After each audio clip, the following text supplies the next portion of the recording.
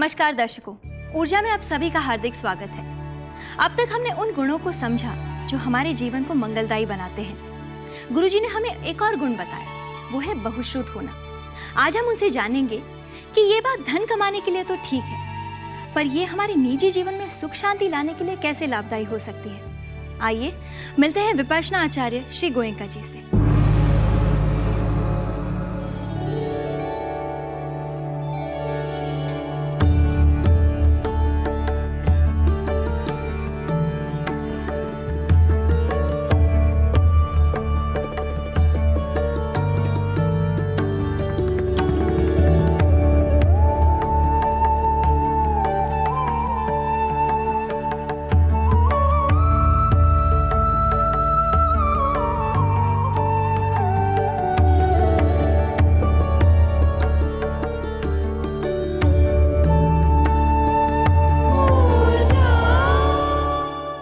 प्रणाम गुरुजी। सुखी हो बेटी। प्रणाम माता जी। गुरुजी, बहुश्रुत यानी पढ़ा लिखा होने से हमारे जीवन में सुख शांति कैसे आ सकती है?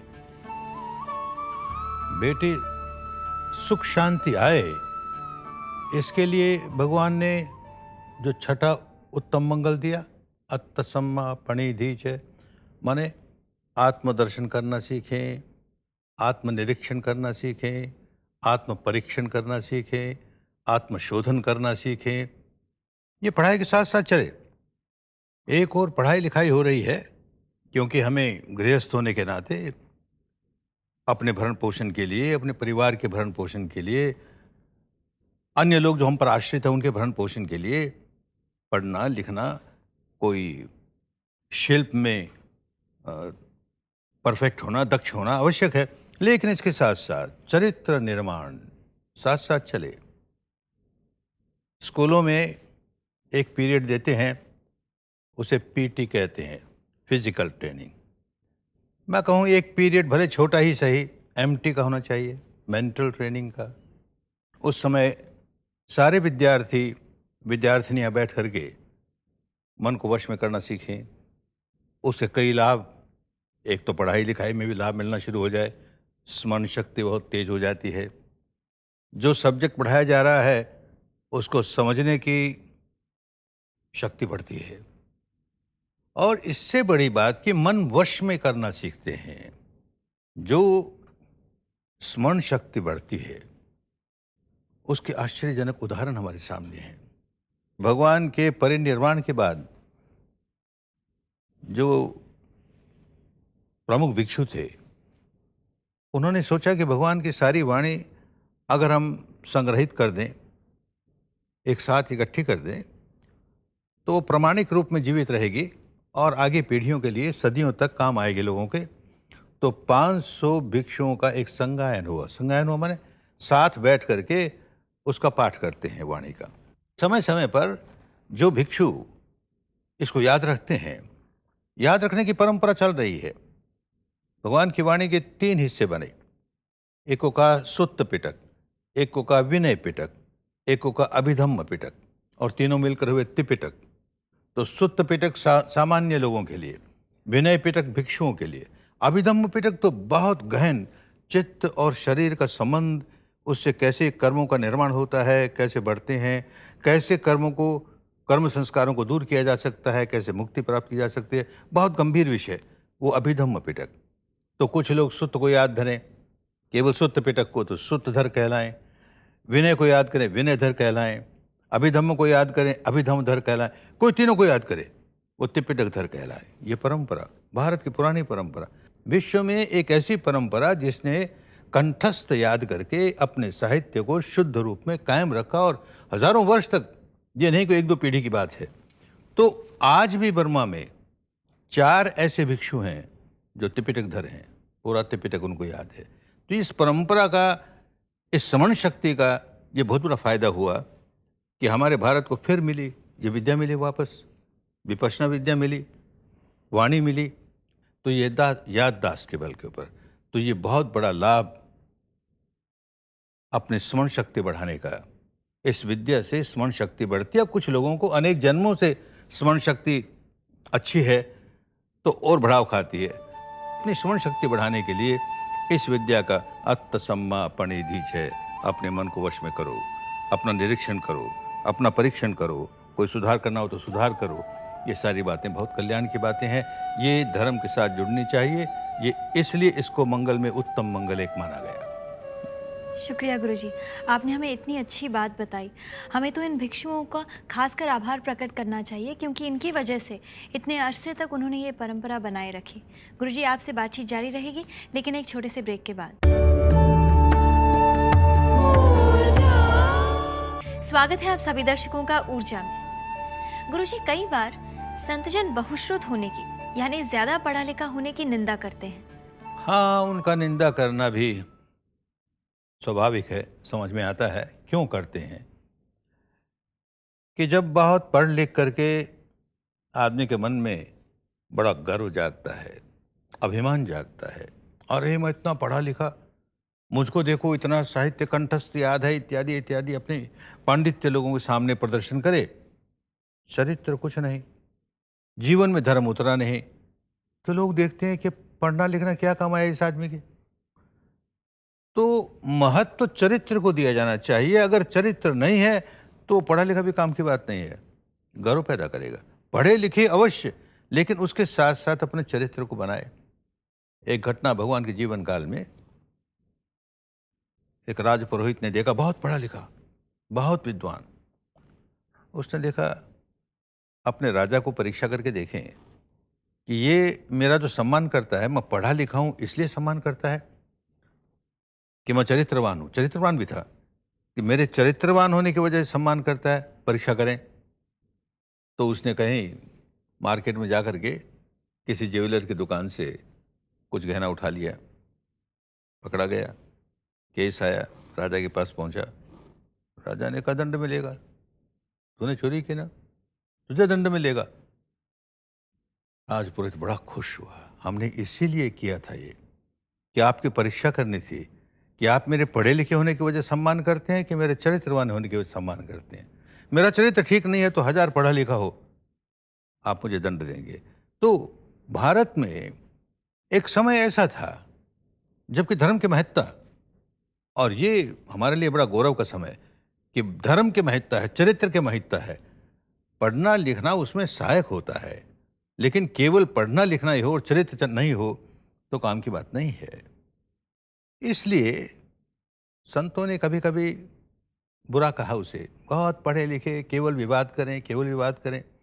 तो अपने यहाँ के सदगुरु नानक देव जी, उन्होंने ये सारी स्थिति देख करके कहा, पढ़ पढ़ पंडित वाद बखाने। वाद करता है पढ़ करके, विवाद करता है पढ़ करके, और भीतर हुंदी वस्तु न जाने।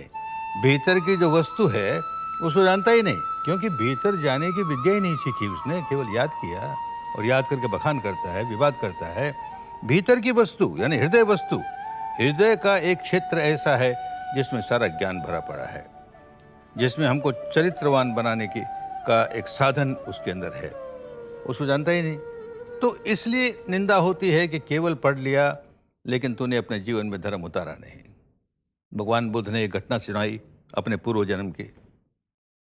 एक बहुत बड़ा विद्वान युवक, श्वेत केतु नाम का ब्राह्मण, तक्षशिला में जाके पढ़ कर आया, बहुत विद्वान, और विद्वान के साथ साथ बड़ा गर्व भी हो गया, बहुत गर्व।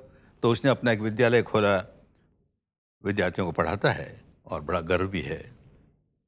साथ साथ एक गर्व और भी है उसको कि ब्राह्मणों में भी उद्दिच्च ब्राह्मण, माने बहुत ऊंची कोटि का ब्राह्मण, ऊंची जात का ब्राह्मण, बड़ा उसको नशा है इस बात का। तो एक दिन वो अपने विद्यालय से कहीं दूर जा रहा था, तो सामने से देखा एक चंडाल आ रहा है, चंडाल आ रहा है, और संयोग ऐसा कि चंडाल जहां से आ रहा है वहां से हवा आ रही है। तो चीखता है, अरे तुझको छू करके ये हवा आती है और मुझे छू रही है, मुझको अपवित्र कर दिया। तो चीखता है, चिल्लाता है। वो कहता है चंडाल, चंडाल समझदार था, वो भी विद्वान था, धर्म को समझता था। तो कहता है, अरे बेकार तू गर्व करता है, तुझको कुछ ज्ञान भी है क्या? मैं तुझसे प्रश्न पूछूंगा, अगर तू प्रश्न का सही उत्तर नहीं दे सका तो मेरी टांगों के नीचे से निकलना पड़ेगा। बड़ी अपमान की बात, किसी चंडाल के टांगों से नीचे कोई ब्राह्मण निकले, बड़ी शर्म की बात। पूछना, क्या पूछना है, मैं सब जानता हूँ। कहता है दिशाएं कितनी होती है, क्या क्या दिशा है। अरे ये कोई प्रश्न हुआ? बच्चे भी जानते हैं 4 दिशा होती है, पूरब पश्चिम उत्तर दक्षिण। क्या पूछते हो इसमें? उसने कहा, नहीं, तुझे पूरा ज्ञान नहीं है, ये तो सांसारिक बात है पूरब पश्चिम, धर्म की बात अलग होती है। तो समझाया कि पूरब माता पिता का, अमुक दिशा इसका, अमुक दिशा इसका। हमारे जो पूज्य हैं उनके लिए 6 दिशाएं हैं, 6 दिशाएं हैं, एक ऊपर की, एक नीचे की, 4 ये। तो सच बोल रहा है, क्या बोल रहा है, किसको सच माने? तो राजा का जो पुरोहित था उस समय का, वो बड़ा विद्वान चरित्रवान, उसके पास गया केस। उसने कहा ये चंडाल जो कहता वो ठीक है, तेरी गलती है। तो कोरे पढ़ लेने से नहीं हुआ, बात समझा नहीं ना, जीवन में उतरे तो सारी बात समझे। उसको घमंड है, उस अहंकार के मारे वो उस चंडाल से घृणा करता है, अपने को बहुत ऊंची जात का समझता है और उसके साथ साथ अपने को बहुत पढ़ा लिखा समझता है, तो उसको नीचे देखना पड़ा। तो ये भारत में समय समय पर इस बात को लोगों ने दोहराया कि तुम्हारे जीवन में धर्म उतरना चाहिए, केवल पढ़ने से कुछ नहीं होता। पढ़ करके अभिमान जगा लोगे तो चरित्र तुम्हारा कहीं गया। तो इसलिए अगर किसी ने निंदा की तो ऐसे लोगों की निंदा की जिन्होंने पढ़ने का गर्व तो जगा लिया, चरित्र आया नहीं उनके जीवन में। तो ये बचपन से ही हमारे विद्यार्थियों को इसकी जानकारी होनी चाहिए कि पढ़े लिखेंगे, शिल्प भी सीखेंगे, इसके साथ साथ अपना चरित्र का निर्माण भी करेंगे, और उसके लिए ये विद्या है अत्तसम्मा पणिधीच। शुक्रिया गुरुजी। अब हम आपसे अगले मंगल के बारे में जानना चाहेंगे, लेकिन अभी नहीं, एक ब्रेक के बाद। तो दर्शकों जाइएगा मत, लौटते हैं तुरंत। एक बार फिर आप सभी दर्शकों का स्वागत है ऊर्जा में। गुरुजी, अब हम आपसे अगले मंगल के बारे में जानना चाहेंगे। अगला मंगल है बेटी शिल्प, माने कोई ऐसी विद्या जिससे हमारी आजीविका ठीक चले। पढ़ लिख लिया बहुत, लेकिन आजीविका के लिए क्या करेगा? केवल पढ़ लिखने से नहीं होता, किताबी कीड़ा बन गया। तो एक ये मंगल बहुत आवश्यक है कि अपनी आजीविका के लिए कोई ना कोई शिल्प सीखे। हर गृहस्थ को शिल्प में परफेक्ट होना चाहिए ताकि वो आजीविका में कहीं पीछे न रह जाए और विश्व की शिल्प की विद्या में अग्रणी रहे, आगे रहे। अब आज के युग में आज का शिल्प, जैसे कंप्यूटर है, सॉफ्टवेयर बनाना है, और ये जो इंफॉर्मेशन टेक्निक है, इस तरह की जो बातें हैं, इसमें भी आगे रहना चाहिए। तो हमारी पढ़ाई लिखाई के साथ साथ ये शिल्प जुड़ना चाहिए, तो समझो कि हमारा उत्तम मंगल साथ जुड़ गया हमारे। तो भगवान देखते हैं गृहस्थ के लिए सन्यासी को आवश्यक नहीं है, भिक्षु को आवश्यक नहीं है, क्योंकि उसको रोजगार नहीं करना, कोई व्यापार नहीं करना, कोई आजीविका का काम नहीं करना, जो कुछ भिक्षा मिल जाएगा उससे उसका गुजारा होता है। तो कभी कभी कोई भिक्षु आपस में बात भी करते किसी शिल्प के, भगवान रोकते थे, अरे तुमने घर बार छोड़ा है बहुत ऊंचा काम करने के लिए, जन्म मरण के चक्कर से छूटने के लिए तुम्हें विद्या दी है, अपना समय उसमें लगाओ। और बात भी ठीक है, उनको क्या जरूरत, शस्त्र इत्यादि की क्या जरूरत उस बात करने की, युद्ध की विद्या की बात करने की क्या जरूरत उनको, और बाकी व्यापार की क्या जरूरत उनको बात करने की। लेकिन गृहस्थ है तो ये सारी बातें जरूरी है। तो जब गृहस्थ को सिखाते हैं तो कहते हैं बहुश्रुत होने के साथ साथ, पढ़ाई लिखाई होने के साथ साथ तुमको शिल्प में भी परफेक्ट होना पड़ेगा, आर्ट और साइंस दोनों में तुमको परफेक्ट होना पड़ेगा, ताकि तुम अच्छी जीविका अपना करके सुख का जीवन जी सको, शांति का जीवन जी सको। गुरुजी, क्या सिद्धार्थ गौतम ने घर छोड़ने से पहले शस्त्र विद्या सीखी थी? जरूर सीखी थी बेटी। उस समय जो एक परंपरा थी, अभी राजकुमार है, अन्य गृहस्थ भी अपने बच्चों को जहां पढ़ाई लिखाई सिखाते थे वहां शिल्प कला सिखाते थे। तो ये राजकुमार है तो इसको युद्ध विद्या सिखाई। तो ऐसा परफेक्ट धनुर्धर था कि लोगों ने उसकी परीक्षा ली कि इसको क्या आता है, देखें इसको कोई अस्त्र शस्त्र चलाने आते हैं कि नहीं, परीक्षा हुई। तो उस समय के जो बड़े बड़े बाण चलाने वाले थे, धनुष चलाने वाले थे, वो एकत्र हुए, उन्होंने अपना अपनी कला दिखाई। तो एक होती है कि शब्द कहाँ से आया, उधर तीर चलाओ।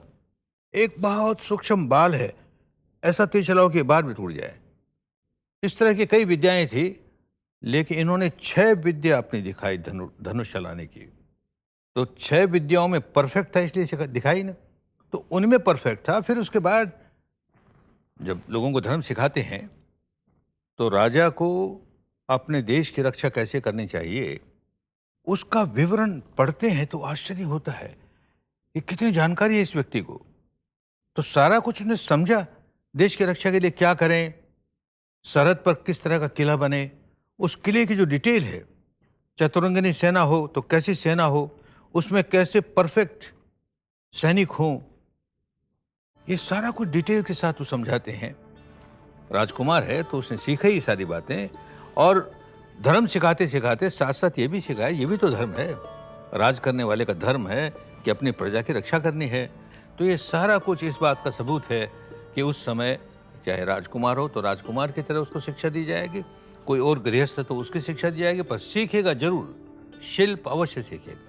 जी गुरुजी, गुरुजी अभी अभी जैसा कि आपने हमें समझाया कि पढ़ा लिखा होने के साथ साथ हमें शिल्प की विद्या भी आनी चाहिए। गुरुजी आपसे बातचीत जारी रहेगी, लेकिन अब वक्त होता है दर्शकों के प्रश्नों का। तो दर्शकों कहीं मत जाइएगा, अभी हाजिर होते हैं आपके प्रश्नों के उत्तर लेकर। स्वागत है आप सभी दर्शकों का हमारे शो ऊर्जा में। गुरुजी पहला प्रश्न पूछ रहे हैं राजा चौधरी जी मुंबई से। वो कहते हैं कि गुरुजी हमारे देश में धर्म के नाम पर इतने सारे पर्व उत्सव होते हैं और सबको खुश रखने के लिए छुट्टियां भी दी जाती है, इससे देश की हानि होती है, तो क्या धर्म हमें अपना काम करने से रोकता है? बेटी एक बात समझनी चाहिए कि भारत एक महान राष्ट्र है, विशाल राष्ट्र है, पहले भी आज भी, और ये एक विशेषता है कि यहाँ पर अनेक संप्रदाय हैं, संप्रदाय बहुल देश है। अच्छी बात है, सारे संप्रदाय यहाँ पर सुखपूर्वक रहें। तो जो शासक है उसे ये देखना होता है कि किसी भी संप्रदाय के मन को, भावना को चोट तो नहीं लग रही। इस संप्रदाय वाले के पवित्र को पर्व पर तो छुट्टी दे दी और इस संप्रदाय वालों के पर्व पर छुट्टी नहीं दी, क्या करें? सबको खुश रखने के लिए छुट्टियां दे। इससे मैं जानता हूं, खूब समझता हूं कि हमारे वर्किंग डेज खराब हो रहे हैं, लेकिन समझदारी इस बात में है कि एक और हमने अपने वर्किंग डेज तो का नुकसान किया, अब इसका उपयोग कैसे करें। इस समय का बहुत अच्छा उपयोग हो सकता है। किसी भी संप्रदाय का कोई पर्व हो तो एक बात तो हर संप्रदाय वालों को समझना होगा कि हमारा त्योहार ऐसा न हो जो अन्य संप्रदाय वालों के भावनाओं को चोट पहुंचाए। पहली बात, अब जो भी त्योहार हो किसी भी संप्रदाय का, सारे लोग मिलकर के मनाएं। ये त्योहार तो अमुक संप्रदाय का है, हम भी तुम्हारे साथ हैं, तो भाईचारा बढ़ेगा, प्यार बढ़ेगा, मोहब्बत बढ़ेगी, तो तुम्हारे वर्किंग डेज या वर्किंग आवर्स जो नष्ट हुए उससे ज़्यादा कल्याण होगा। देश में जितने जितने अन्य संप्रदायों के साथ, बहुत संप्रदायों के साथ प्यार मोहब्बत रहेगी, उतना ही काम करने की शक्ति बढ़ेगी, देश उन्नति करेगा। तो ये छुट्टियां हैं, रहे, लेकिन इसका सदुपयोग हो, ये ख्याल रखें। शुक्रिया गुरुजी। गुरुजी अगला प्रश्न पूछ रहे हैं आनंद शुक्ला जी झांसी से। वो कहते हैं कि गत कुछ सदियों में भारत में जो संत हुए हैं उनके जीवन से हमें सचमुच प्रेरणा मिलती है। कबीर, ज्ञानेश्वर जी जैसे संतों की करुणा स्पष्ट दिखाई देती है, लेकिन पुरातन काल में जो ऋषि हुए वे औरों को श्राप दिया करते थे, क्या उनके मन में करुणा नहीं थी? बेटी, जो क्रोध पैदा करके श्राप देता है वो न तो मुनि है, न ऋषि है, न संत है। और इस तरह के लोग कोई किसी एक युग की बात नहीं है, होते रहते हैं। चाहिए ये कि हम अपने मन को इतना निर्मल रखें कि कोई ऐसी बात न कहें जिससे किसी दूसरे की हानि हो, दूसरे का मन दुखे। ऋषि सही माने में ऋषि कौन होता है? जो ये रित है, माने कुदरत का कानून है, निसर्ग के नियम हैं, इनकी ऐषणा करता है, गवेषणा करता है, परिवेशना करता है, अपने भीतर अनुभव से जानता है कि ये नियम क्या हैं, धर्म के नियम क्या हैं। मैंने विकार जगाया और देख व्याकुल हुआ, मैंने विकार नहीं जगाया, व्याकुलता दूर हो गई। ये नियम है। इसको अनुभव से जानता है तो ऋषि है। उसके जीवन में धर्म उतरना शुरू हो गया। अन्यथा नाम के लिए ऋषि है, मुनि है, संत है, नाम का है, तो वो तो क्रोध भी जगाएगा, श्राप भी देगा। पहले देते रहे तो आज भी अगर श्राप बोल के नहीं देता, दुर्भावना पैदा करता है, तो वातावरण तो खराब होता ही है ना। तो धर्म अपने सही रूप में चले, भीतर सच्चाई को देखते देखते अपने मानस को बदलें, अपने स्वभाव को बदलें। धर्म बड़ा कल्याणकारी है, तब भी कल्याणकारी था, आज भी रहेगा, आगे भी रहेगा इसी प्रकार। बहुत बहुत शुक्रिया गुरुजी, आपने हमारे सारे प्रश्नों के उत्तर इतनी अच्छी तरह से दिए। गुरुजी, आज का एपिसोड यहीं पर समाप्त होता है। प्रणाम गुरुजी। सुखी हो बेटी। प्रणाम माता जी। दर्शकों, ये था हमारा आज का एपिसोड। आप हमें अपने प्रश्न जरूर लिख भेजिए। हमारा पता है ऊर्जा G network, PO bag number 1, अंधेरी ईस्ट, मुंबई 99, इंडिया, TVC। आप हमें ईमेल भी कर सकते हैं response@znetwork.com। अगले हफ्ते इसी दिन इसी समय जरूर देखिए ऊर्जा। नमस्कार।